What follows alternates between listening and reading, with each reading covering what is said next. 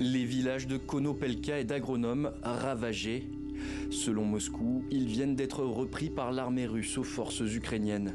Ces dernières continuent de perdre du terrain dans la région russe de Koursk, où elles s'étaient emparées de plus d'1 millier de kilomètres carrés en août 2024 après une offensive éclair. À l'instar de la ville de Soudja, elle aussi annoncée recapturée jeudi par l'armée russe.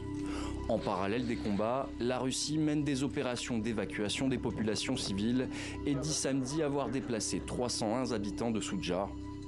Après avoir fait de la reprise de la région de Koursk une priorité pour son armée, le président russe a affirmé vendredi que les troupes ukrainiennes étaient encerclées. Côté ukrainien, on nie tout encerclement, mais on concède une situation difficile. Poutine ment à tout le monde sur la situation du terrain, en particulier sur ce qui se passe dans la région de Koursk, où nos forces ukrainiennes poursuivent leurs opérations. Nos troupes ont également stabilisé la situation sur le front de la région de Donetsk. Je veux dire, Pokrovsk. Dans la région de Soumy, de l'autre côté de la frontière en Ukraine, les évacuations de civils s'accélèrent aussi. Récemment, le nombre de frappes aériennes a augmenté.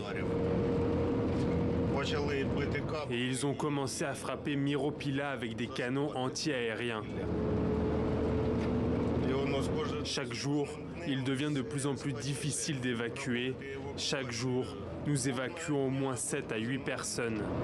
Vladimir Poutine, sans s'opposer catégoriquement à la trêve proposée par les États-Unis, a déclaré jeudi que les prochaines étapes des négociations dépendraient de la libération de la région russe de Koursk.